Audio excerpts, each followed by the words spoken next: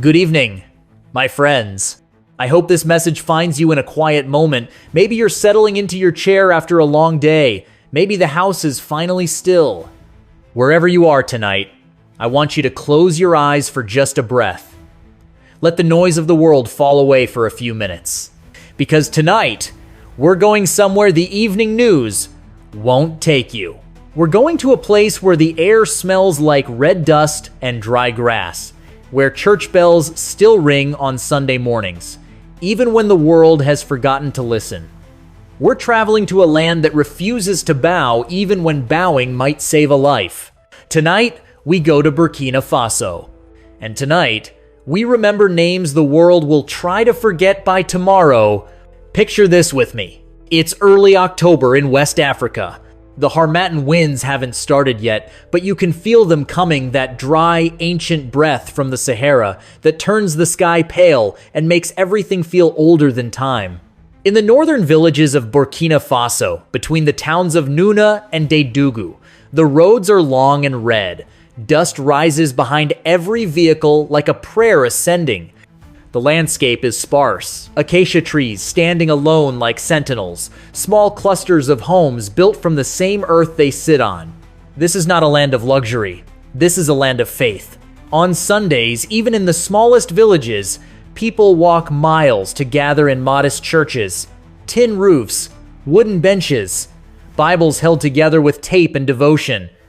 The kind of places where you can hear every voice when they sing because there's no microphone, no sound system, just human breath lifted toward heaven.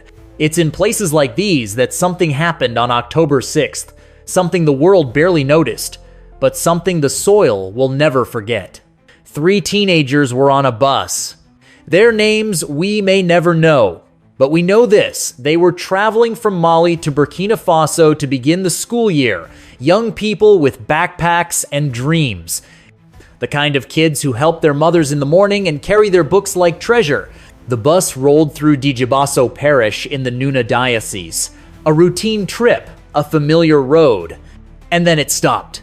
Armed men surrounded the vehicle. Terrorists, they're called now. Jihadists linked to networks we've heard whispered in the news, Al-Qaeda, Islamic State affiliates. Groups that have controlled the Sahel region since 2015, when the world wasn't watching and freedom became a negotiation. The gunmen boarded the bus. They didn't ask for money. They didn't demand documents. They asked a different question, the kind of question that separates sheep from wolves in this part of the world. They asked about faith. And when they found the 3 teenagers, young believers, children of the cross, they pulled them off the bus, led them away from the others, and opened fire. 3 young lives, 3 bodies laid in the red dust of Dédougou, 3 families that will never be whole again. But the day wasn't finished.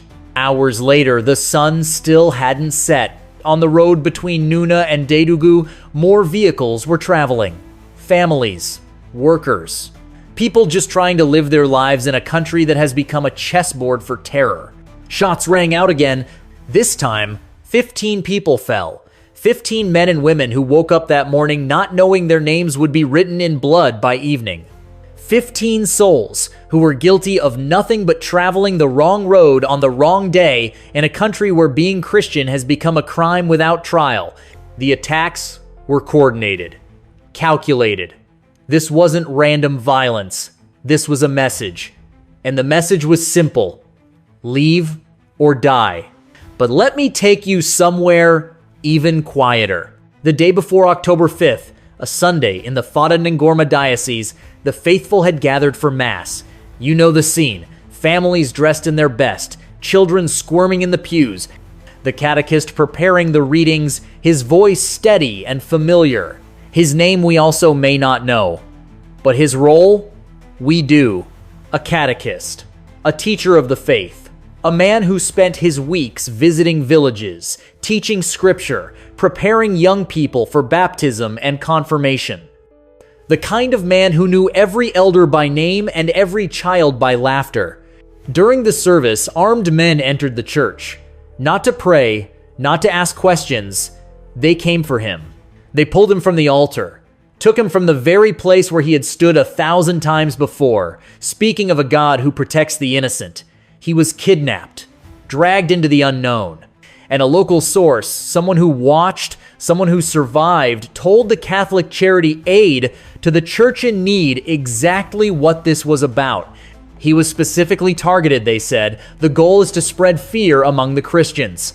Fear, not conquest, not territory, not oil or gold or land. Fear, the terrorism of the soul. And it didn't stop there.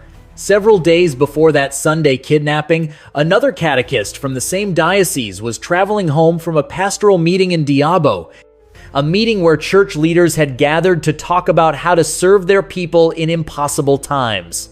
He never made it home. He was ambushed on the road, killed, his Bible probably still in his bag, his notes from the meeting still in his pocket. 2 catechists, 2 servants of the church, both targeted within days of each other in the same region. This is not coincidence, my friends. This is strategy. Now let's pull back and see what's really happening here. Burkina Faso, the land of upright people, that's what the name means, has been bleeding since 2015. That's when jihadist groups began their march through the Sahel. Al-Qaeda, ISIS affiliates. Groups with names that sound foreign, but tactics that feel ancient. They didn't just want land, they wanted souls. And they knew exactly how to break a people, attack their faith. Today, the Global Terrorism Index ranks Burkina Faso as the #1 country in the world for terrorism.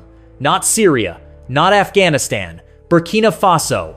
Open Doors, an organization that tracks Christian persecution worldwide, ranks it as the 20th most dangerous country on earth for followers of Christ. More than half the nation is now controlled by extremist groups.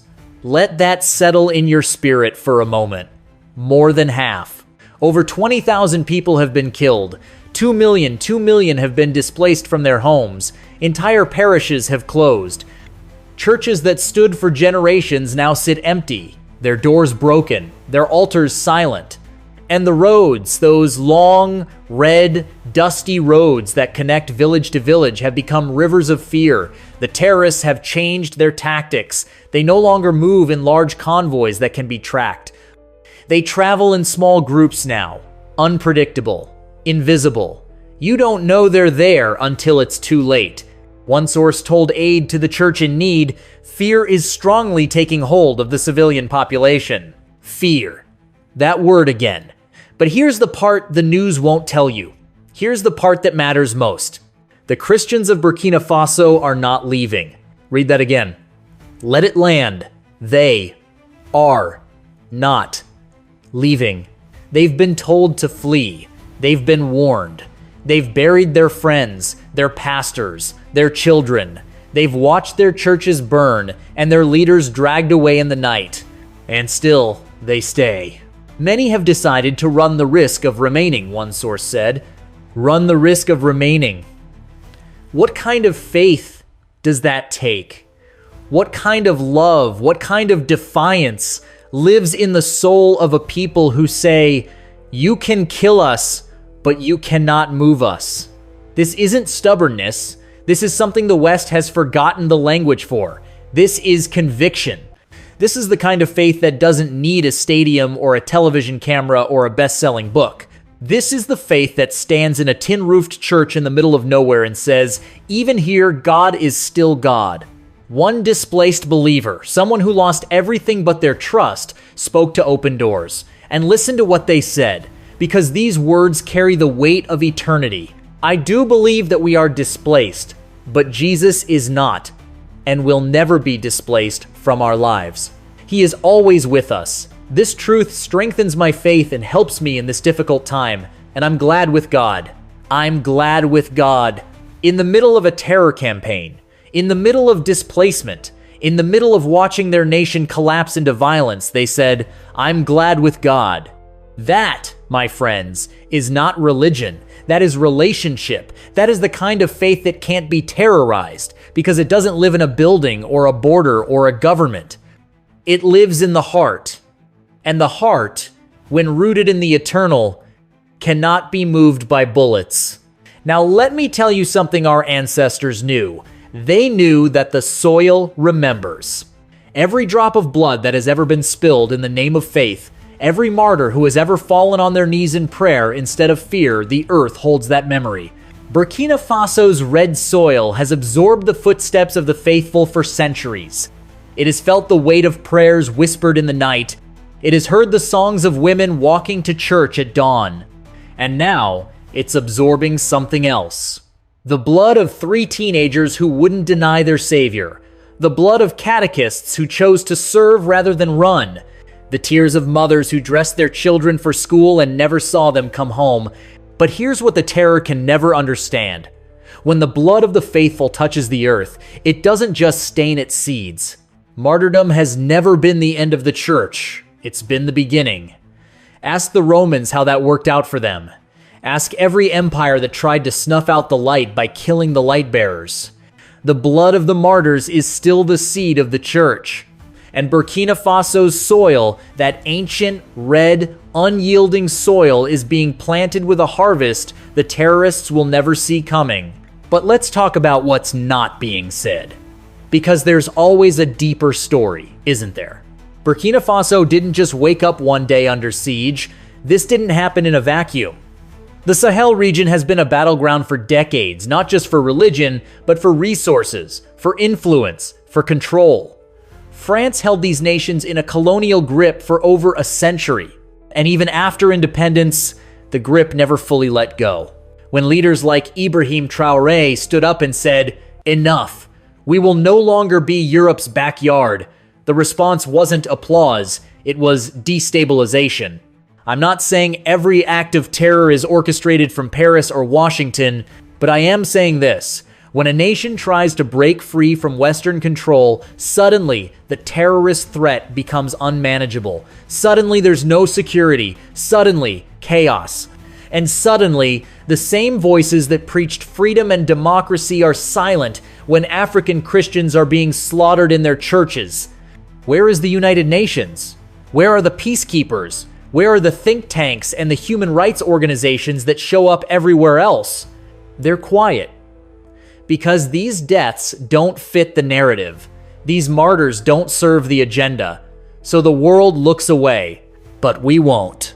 So tonight, I want to leave you with a question, not an answer, a question. What does it mean to have faith when faith costs everything? What does it mean to worship when worship might get you killed? What does it mean to say, "I believe," when belief puts a target on your back? The Christians of Burkina Faso are answering that question every single day. Not with words, with their lives. And maybe, just maybe, they're showing the rest of us what real faith looks like. Not the faith that shows up on Sunday when it's convenient. Not the faith that exists as long as it's comfortable. But the faith that says, even if he doesn't save me from the fire, I will not bow. The kind of faith that our grandparents had. The kind of faith that kept our ancestors alive through the Middle Passage. The kind of faith that sang in the cotton fields and prayed in the Underground Railroad. The kind of faith that refuses to be moved. And here's what that means for us. Sitting thousands of miles away in safety. It means we have a responsibility. Not to send thoughts and prayers and move on, but to remember. To say their names, even when we don't know them. To carry their story, even when the news cycle forgets. To honor their courage by living with a fraction of the conviction they've shown. Because if they can stand in the face of death and say, "I'm glad with God," what's our excuse for staying silent? If they can refuse to leave their faith behind, even when leaving would save their lives, what's our excuse for abandoning our principles when it's just inconvenient? They are showing us what it looks like to be unmovable. And maybe, just maybe, we need to learn that lesson again. So tonight, my friends, as you lay your head down in peace, remember them. Remember the 3 teenagers on a bus. Remember the 15 souls on a road. Remember the catechists who taught the word until their last breath. Remember the displaced believer who said, "I'm glad with God." They are not just victims. They are witnesses. And their witness is shaking heaven. Somewhere in Burkina Faso right now, a church bell is ringing. Somewhere, a mother is praying for her children. Somewhere, a small congregation is gathering in secret, refusing to let the darkness win. And maybe, just maybe, their faith is stronger than all the weapons pointed at them. Because faith, real faith, doesn't run. It stands. And it stands. And it stands. Until we meet again, may peace find your home, may courage find your heart, and may you never forget that the same God who walks with them is walking with you. Good night, my friends. The soil of Burkina Faso is still breathing, and so is the church.